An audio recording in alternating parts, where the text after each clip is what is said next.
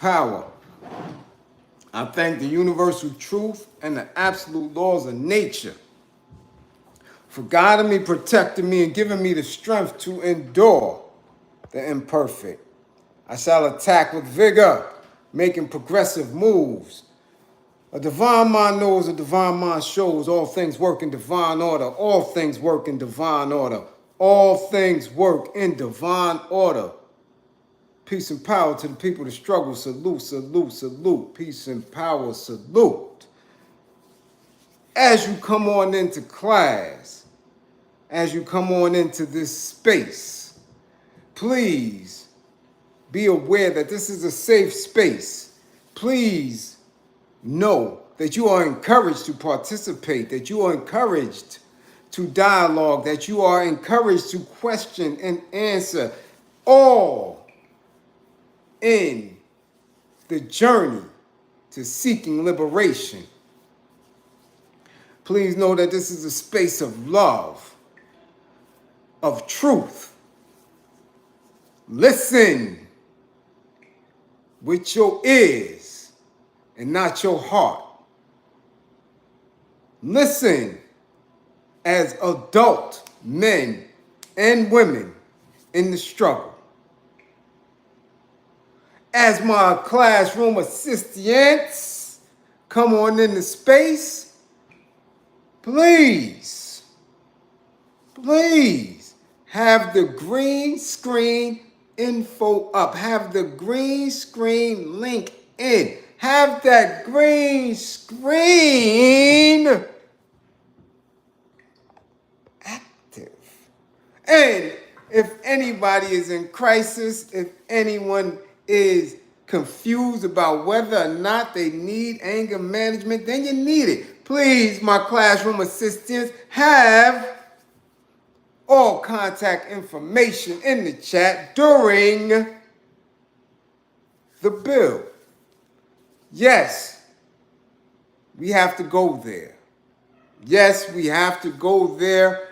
And as always, it's a teachable moment. These are teachable moments for if we are not educating one another, if we're not teaching one another, if we're not having our discussion moving along through the matrix, through the energy, then what are we doing? What are we doing? So, Mr. Billy Garland, please bring your ass to class. Oh, yes. Yes. Alan Hughes, please bring your ass to class. Yeah. Yeah. And all of our fathers, all of our fathers, bring your ass to class. Yeah. And all of our queen comrades, all of our sisters, our women folk, whether you're marinating or not, bring your ass to class. Educational moment, teachable space, right here, right now. Let's get to it. Let's get to it. Now, I was going to leave the docu-series alone. Was going to leave it alone because I wanted to witness the impact. Okay? I wanted to witness the impact of the discussion and where the dialogue was going to take us. I really did. I watched it, even though I wasn't going to. I watched it. I made an attempt to watch it from an unbiased perspective, right? I was watching because I wanted to see if there was any truths that were going to be revealed. from my own personal experience in the industry, my own personal experience witnessing and seeing Pac in person, wanted to witness a perspective of the first time he was hit, knowing that I caught my case in that very building, in that very studio. Wanted to view it from a very, very clean point. As you know, as I've said on record, can't stand the song, so I definitely was leery of the title, Dear Mama. But again, these things have legs. People listen with their heart and they're emotionally charged because they see themselves in certain spaces and specific elements of the story, of the legend of who Pac is. So all of these layers is an excellent build. This is an excellent class, excellent build, because all of us, whether we are fathers, whether we are stepfathers, whether we are mothers, whether we are stepmothers, whether we are people in the community who aren't parents yet, we in this class know that we are all responsible to and for each other, especially in these oppressive conditions, on our way, on this path towards true liberation, freedom. Those who control the quality of our own lives. So this story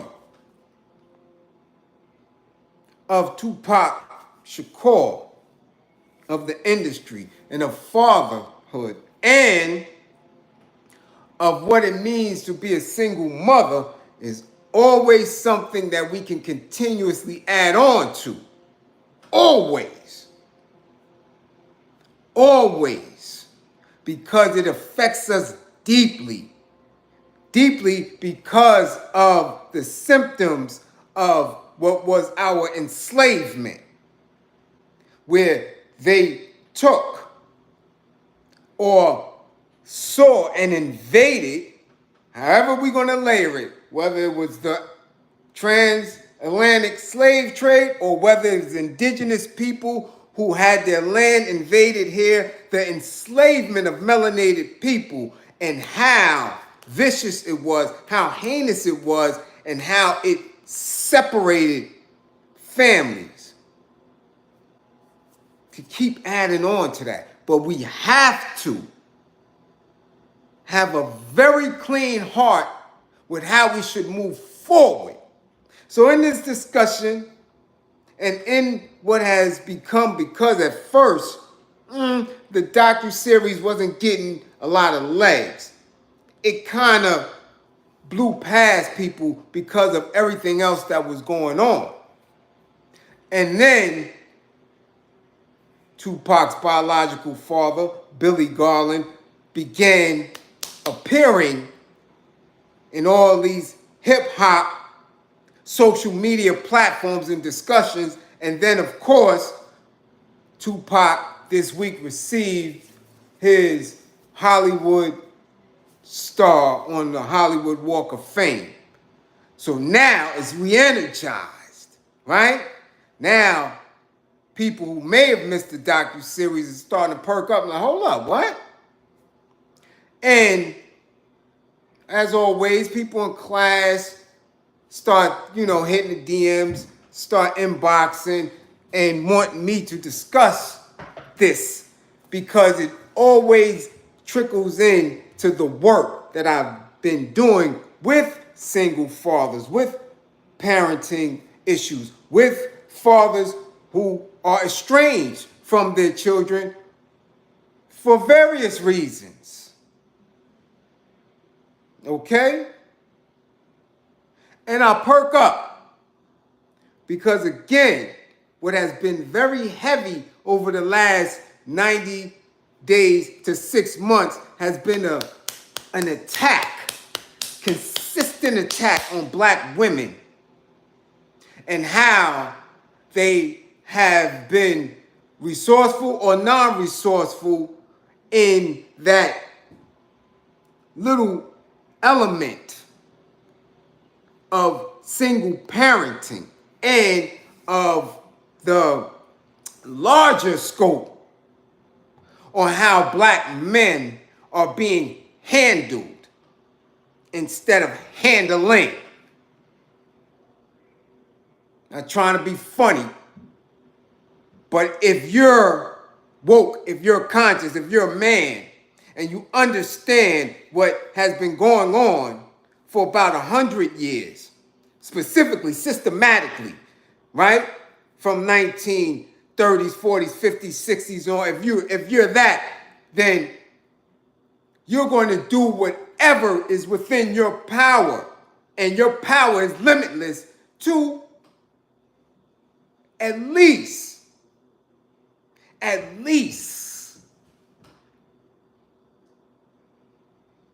have people know that there's been an effort from you to parent. Okay? Not saying that you are the best of parents. Not saying that. But we know what you're up against. We know what we all have been up against. But let's get in the mix of this story here.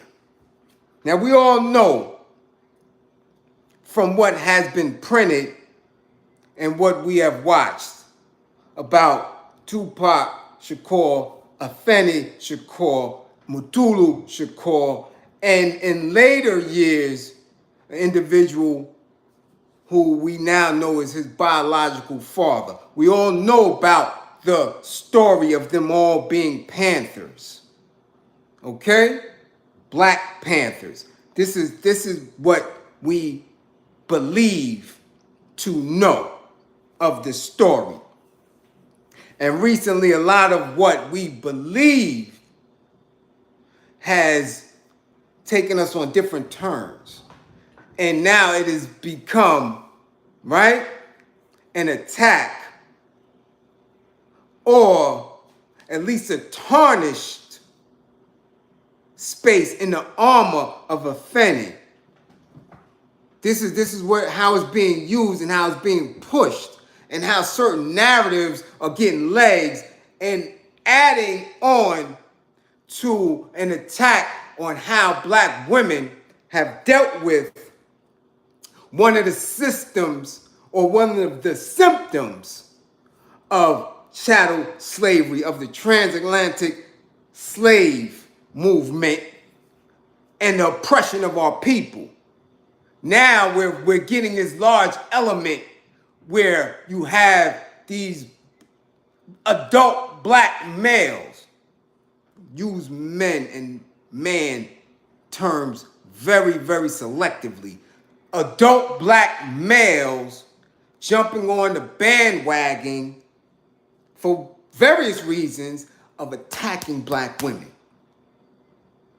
of becoming passport brothers, of saying, yeah, that's right, and having this he-man's woman haters club type of attitude when it comes to black women, even though the majority of us have leaned on black women from grandma to mama to big sis and auntie for various things throughout the decades. And I mean leaned. I've watched men lean on the women in their life until the day that these weak ass dudes meet their demise. Okay? Salute, Jerome Bryant. Thank you for the green screen. Much appreciated. So in this story, we have Pac and Afeni. We have Afeni seemingly raised Pac on her own, state to state, through trials and tribulations. Right? Various trials and tribulations. And the only man that he had information and care from in that very formative young years, toddler to, preteen, was Mutulu Shakur, who was taken away from him via the justice system. After that, there were various people who were in and out, but no one that was specifically a father figure, right? Teachers here, other men, individuals, but even his godfather, everybody who would play or be the father was taken from him via the justice system. We know now that his biological father was on the run. We know now that Mutulu Shakur spent decades in prison, as well as his godfather, Geronimo Jagaga Pratt, right? All of these powerful men were removed. And now there's a narrative where we're putting Afeni in the spot where I'm seeing him call her all type of names, right? I seen one lawyer called her a rotten ass mama for lying and saying that his biological father was deceased. Okay? So now we have Billy Garland, who we know is his father, moving around social media, doing interview after interview, statement after statement.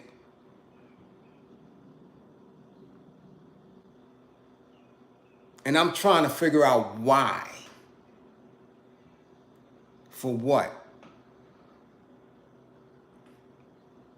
Not saying that this is something new. Again, I keep telling you, when you do your research, when you have a vested interest in it, you kind of know. This is not new. This man has been being interviewed throughout. He's given interview in publications, right? Physical publications.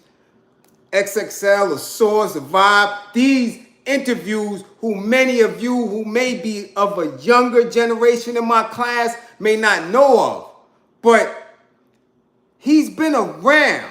And when you watch and listen with a clear and awoke ear, you see that through that time, there's been little spaces where he was able to make his presence known to Tupac. When you look in the doc, it tells you that the first shooting, the first assault, the first attempted assassination of Pac in Quad Studios in New York, Mr. Garland showed up at the hospital. He was at the hospital. Okay? He was there. That attempt was 1994. He was there in the hospital. He got to the hospital. So again,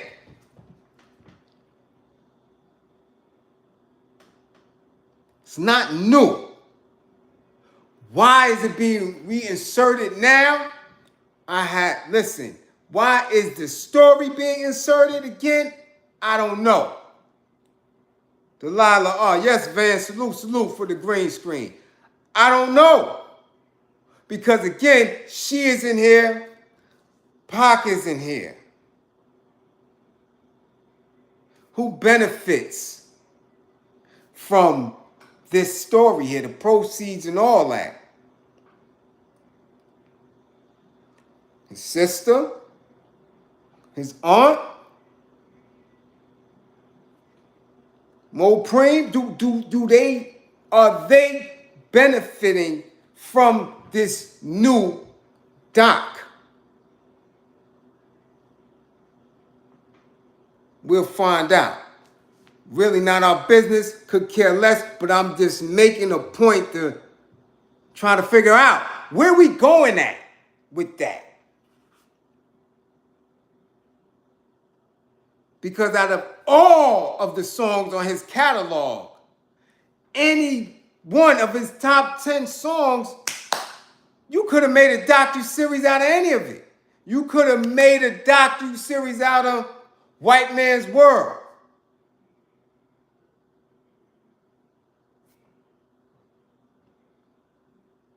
Where at least there's some connection to black men and their struggle against the system.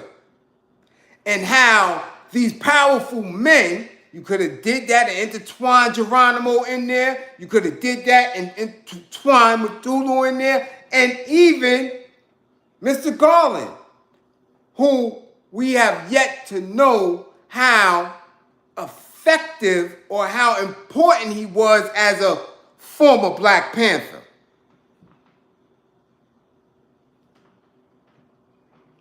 Right?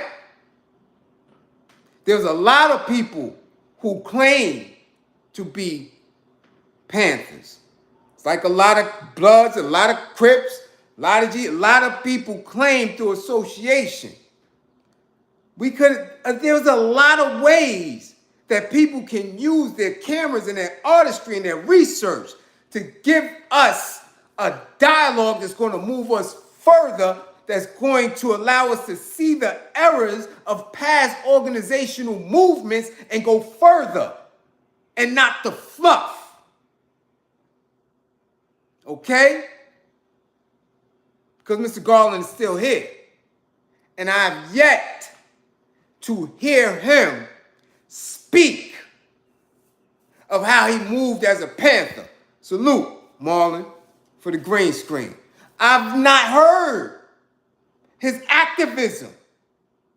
I see Daruba, shout out to the comrade, on every platform, speaking of the errors, speaking of the strategies, speaking of the tactics used against the organization and our people.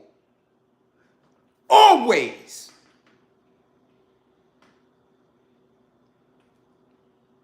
So when people claim to be of that and don't speak on it to that degree, I look at those and be like, yo, what are we doing here?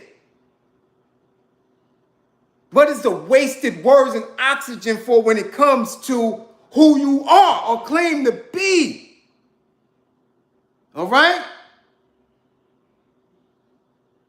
So now, the separation, because we've seen what they said as far as the conception and how they got together, how they met. But the separation now gets inserted and you start to do your research. And he says he was on and off in his life up until he was about 5, about the mid-70s. Okay? And we see no pictures of him and little toddler or infant Pac. None. However, when Cthulhu Shakur steps in, we see photos of him and young Pac. Okay? And we know for absolute fact the comrade Cthulhu Shakur was on the run. We know for absolute fact he gets busy. We know for an absolute documented fact his impact on the movement and other movements, including the Euros. We know how effective he was as a leader, an organizer, a fundraiser for that movement. Where others was talking, he was getting busy. So we know that. But when it comes to parenting, how effective was either man in the shaping of who we witnessed as the greatness of Tupac. Who? And who can, again, attach themselves to that man, to what that young man became. So if you cannot attach yourself to it, if you are not instrumental in the growth of it, why are we talking to you? Why?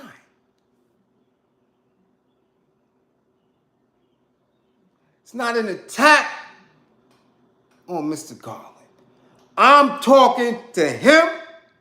I'm talking to other black fathers and some absentee black mothers. When you're not there, how do you stake claim on the greatness of an individual when they reach their peak or when they're on their journey? Or, hold on, how do you attach yourself and blame yourself for their faults if they end up becoming a custody or a murderer? Okay? Listen clear.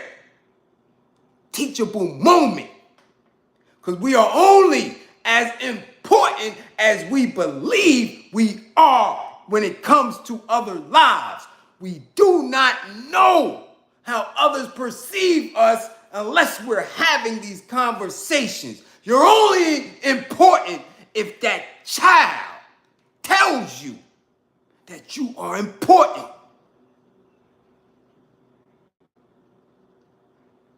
You're only important if that wife tells you you're important. Or that husband.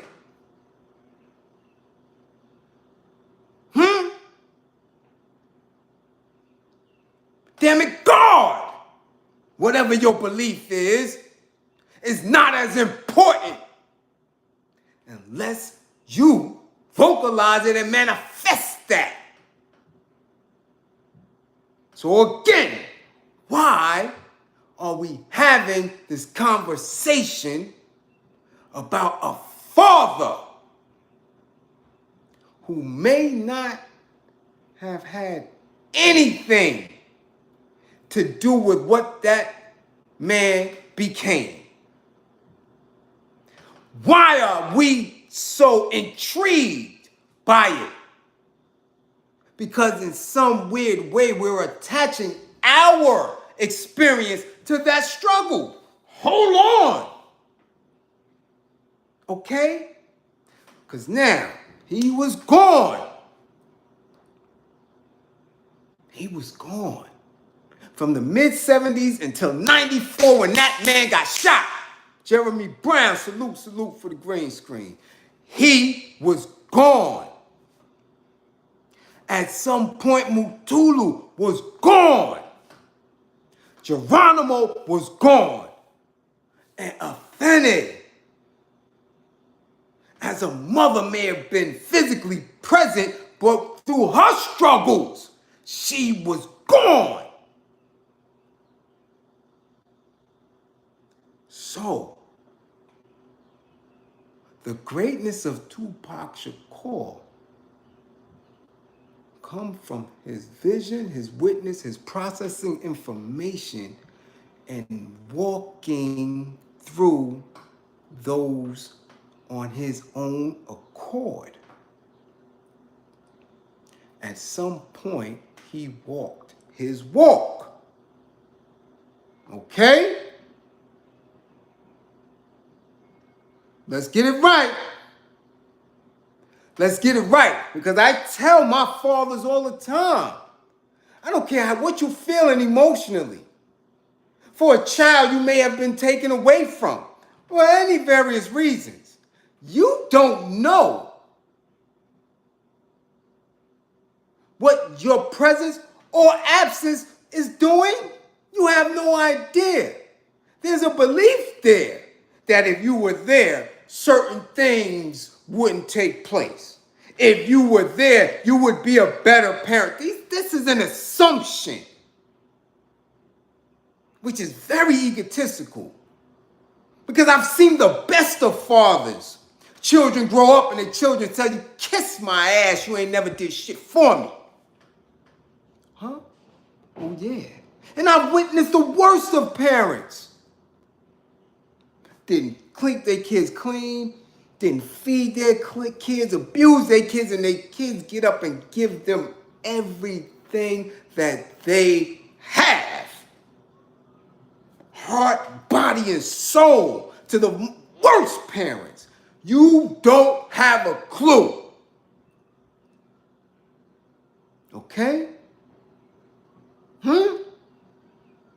Now, in the doc, there's a lot of things that they attempted to give clarity to, and a lot of things they omitted. Did not put in the doc that I heard Mr. Garland sued a Fennec for half of the estate and for lying. Oh yeah, he sued her. Yeah, he did. Look it up. So at this point, while you're running, I'm not hearing you say that. I didn't see Alan Hughes put that in. If I missed it, man, correct me. But why wasn't that in there? Why? Yeah. So while y'all saying and others are saying all this, Fanny did this, Fanny, she lied, she did this, we don't know the reasons.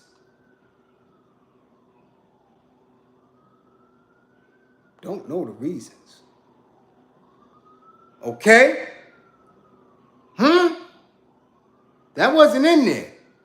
But what else, ironically, wasn't in there was that Mr. Garland was going to visit Pop in Clinton. Yeah. We don't see that. We see the interviews from jail. Right? We see all that. We didn't see this man trying to speak to him. Okay? See, so you got to clear some of the fuzzy things up before making definitive statements. At what point was he making attempts to be there and was shut out?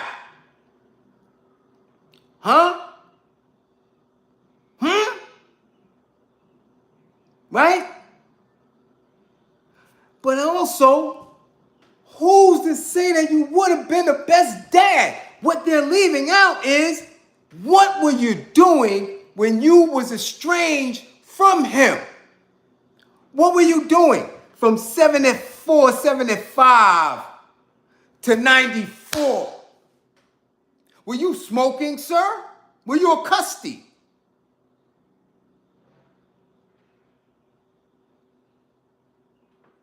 What were your struggles? Who is to say that you would have been an effective father at that time? Who's to say? Who's to say that if you were in his life, that he would have even ever been a rapper? Y'all, hold on. Yeah, because the general's in class. Who's to say that if you were there, that if we would have even known about Tupac Shakur? Because it is because of your absence, it is because of the absence of all the men in his life that energy forced him to process and think on his own. I don't think y'all hearing me. If he had a dad, a father figure in his life, would he have even picked up the microphone? I don't think y'all hearing me.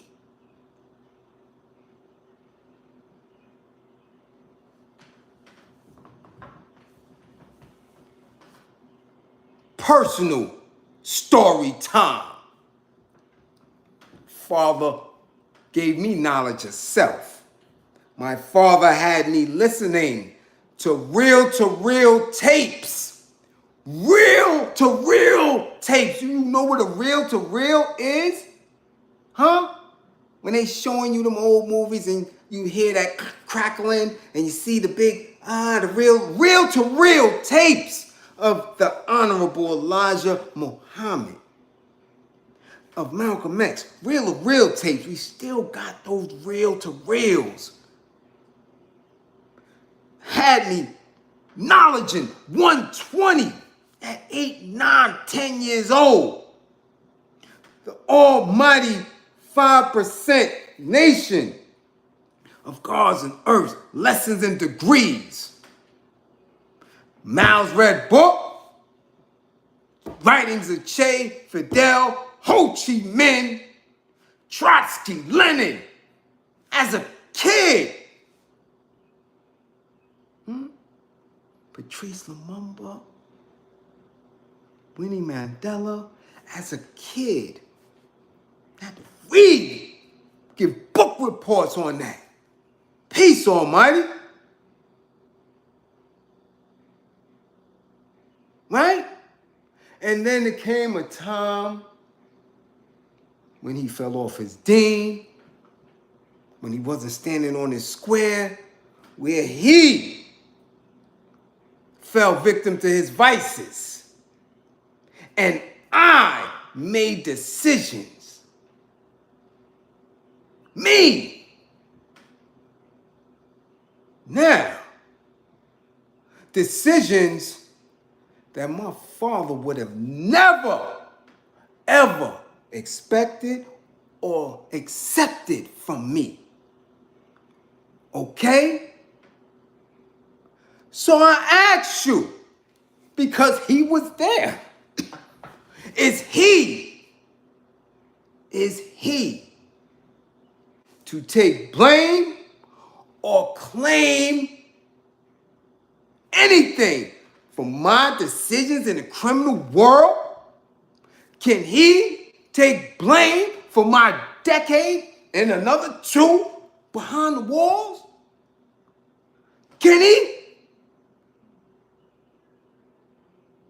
Should he, my father,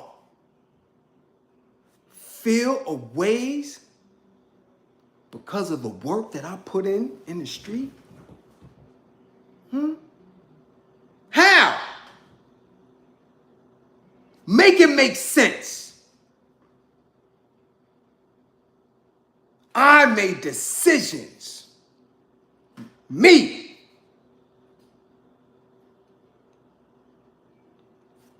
He can't wear none of that.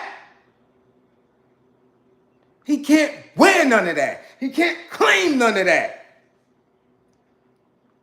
And he was in my life still in my life to this day. But damn if he gonna stand proud because of the shit that I did in the street. He look at me like I'm crazy when it come to that. You did that? I would never. So how can Billy Garland stand there as an absent father and want any kind of props? Why is he being interviewed?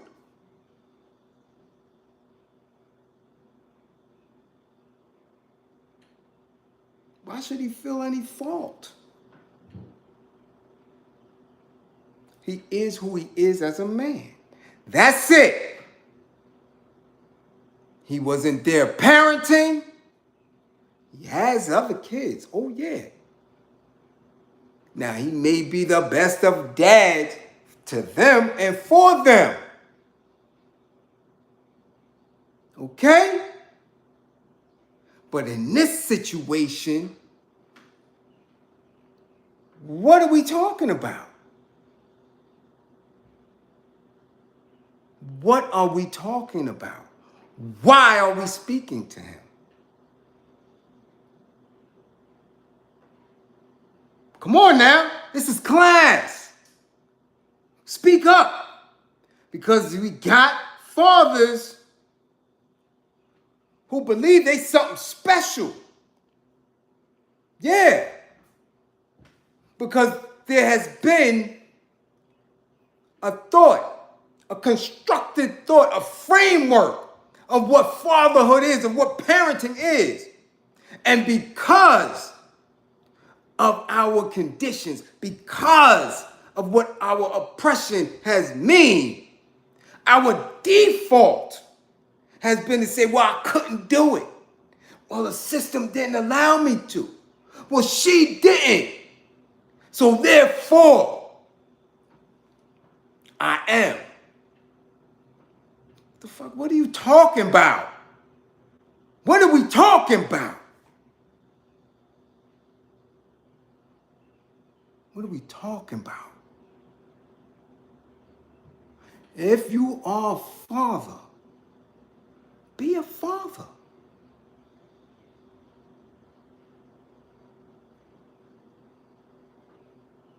If you are a mother, be a mother. First, you got to know who you are. Know thyself before you can take the title of what it is. There's a difference between nature and nurture. Nature made you a father or mother. Nurturing is what makes you a parent. I've parented many children. Many children. Biological and my children's friends whose men have been absent and parented non-stop. Can I take claim for their success or their failures? No! They are individuals. All I can do is facilitate certain paths and passages. That's it. That's it. When we in this funk and you start to get into that, I'm telling you, the mind is crazy. That drives the emotions. Now you're all crazy in your head, talking about parenting and mothering and all this other weirdness. And what comes with it and what doesn't come with it and what you believe it is instead of getting in it. We are oppressed people who are attacked every step of the way because we do not own ourselves. So it is a fallacy to claim a wife, a husband, a daughter, a son, all these titles until you own yourself, until you are free.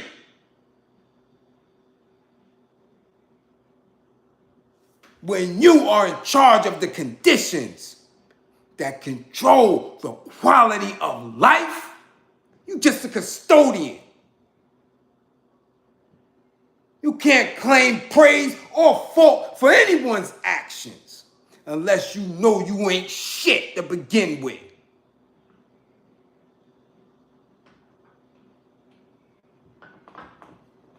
So now there's other questions to be asked. Why wasn't Mutulu asked anything? He's home. He can set a lot of this bullshit straight on a lot of things when it comes to what we're talking about as far as woke and conscious and black power. I don't see no one interviewing him.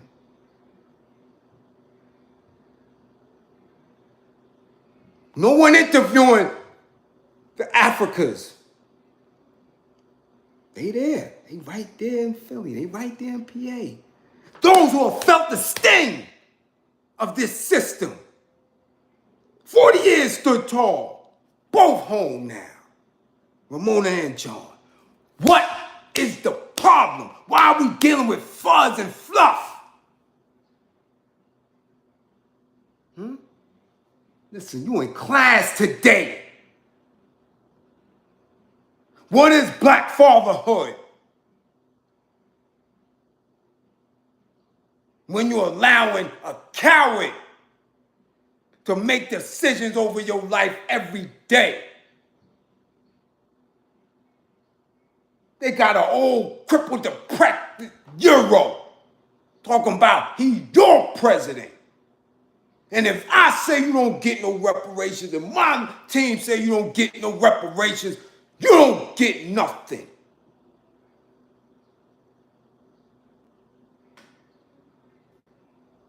What kind of man is that? How can you parent like that?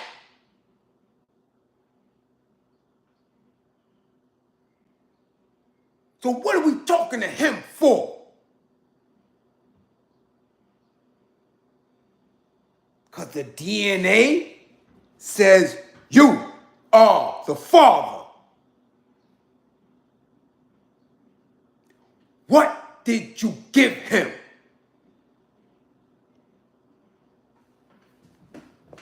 Damn it, I'm waiting. What's the interviews for? How, Mr. X Black Panther, do we move forward? Pac is gone. Afene is gone. What are we doing to move the Black Panther Party initiative further? Because we still in the same conditions. Where's that interview?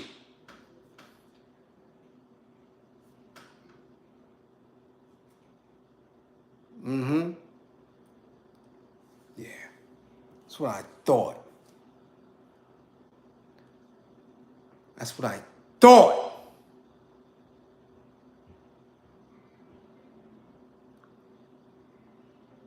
This is class here, baby.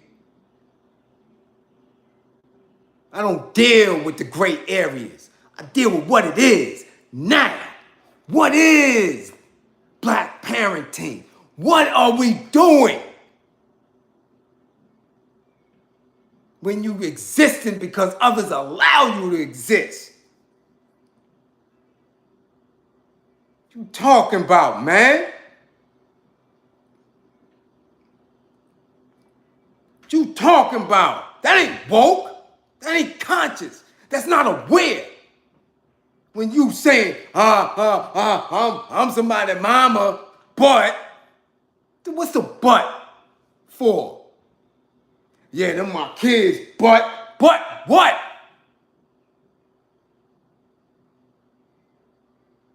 If you feel that strongly here, move. But be mindful, you don't own anyone. And one day them kids could grow up and say, nobody asked you to do that shit. Act like y'all don't see it. Act like you haven't heard it. I'm in this space, I'm watching men, elders in hospitals whose children don't come and see them. I'm watching it. The best of fathers broke their damn back for their family, laying in the damn hospitals being abused because nobody come to see them. Who you love? What is love?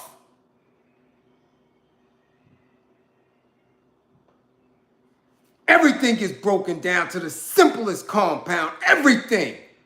How do we love each other? And we don't manifest it. We hesitate when you see a pale face. What is parenting? How do you parent when you don't own yourself?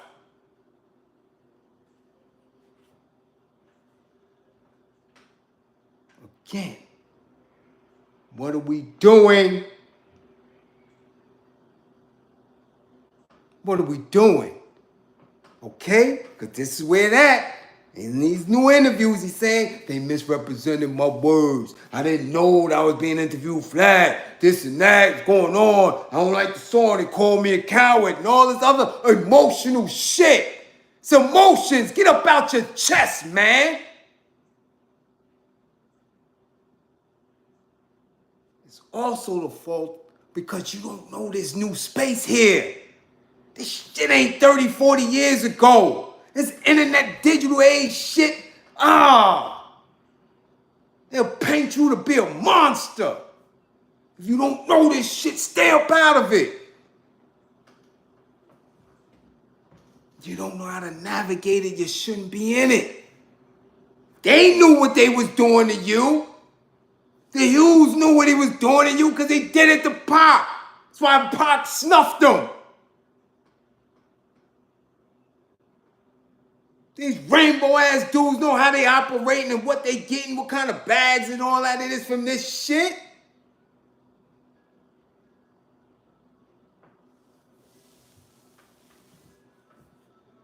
Hey, it's deep. It's deep. I love this baby girl like ain't no other. We celebrated her 18th birthday. 4.0 student going to college. One day she could tell me, man, go to hell. At any given time. And what am I supposed to do? Cry? Fight on her? No.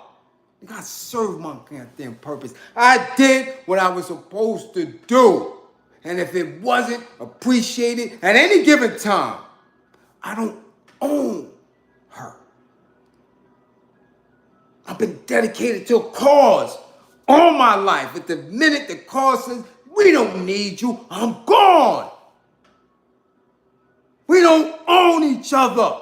We don't own this time or this space. You're a manifestation. You're a vessel of whatever truth that you come across. And either you're going to walk it ego-free or you're going to fold and crumble like a little Karen in the corner. Remain militant.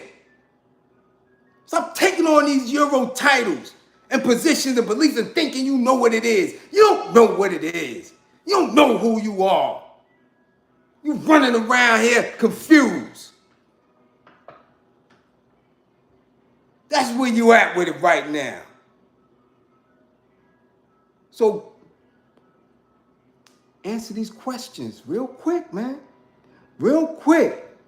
Okay? Real quick. Why are we interviewing you, sir? Why are you being interviewed, sir? What's really good? They're still treating you the same way? Were you over in Hollywood on the Walk of Fame? Didn't see it. Didn't see you. So that means you're being treated. What are we getting from that? Why is this being pushed towards us? What should we know about this other than toxic shit? We still looking at the same thing that we dealing with in our own hood every day. Fuck, want to see that? I want to see nobody crying about not allowed to be a farmer. Do what you gotta do, damn it. Because y'all risk everything to be involved in criminality. Y'all ain't thinking about being a father when your ass is on the block slinging. You ain't thinking about being a father when you're in a strip club on somebody else's daughter. Cougar, you ain't being a mother when you looking at these little young dudes because they done came up. Y'all ain't worrying about none of that shit. You're getting yours. That's what you're doing. You're getting yours. You ain't worrying about parenting. Don't give me that sometime parent shit. That sometime conscious shit. Nigga, I meet all the time. I don't shift. I'm consistent. We are in struggle. We are soldiers. If you don't soldier up, then all the symptoms of what we under from fascism to capitalism to every ism that you up under. You're a victim of that shit unless you soldier up, get your hammer and get busy. But you got to be sharp. Can't be none of that fuzzy shit, that gray area bullshit, that hesitating. I'm consistent with mine. And if you're not consistent with yours, you ain't gonna feel my energy. Simple as that. So I'd like to thank y'all all for coming to class today. Yes, all the green screen salute to y'all for that. Can't see the chat, so if any super chats came through, I don't know. But I do tell you this. Stop paying attention to this bullshit. I don't care if you his biological pops or what. You can't claim the greatness of that man. You can't. Just like you can't feel no ways in your chest about him going to jail, getting shot down. Because there is no definitive fact that if you was there, we don't know if you was there, he might have been working for UPS. He could have been a sanitation. We could have not even known who he was. We don't know how much you like rap. We don't know nothing. We don't know. You don't know. You don't. You don't know what he would have been if you was there. Okay? And that's the same thing everybody in class needs to know. You don't know. You think you know. You don't know. I don't know what's going to happen.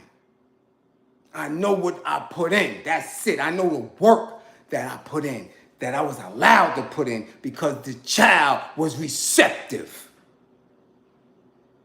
That's it. Once they make decisions on their own, that's it. So you don't know. Stop claiming some type of badge because you birthed an icon. Salute.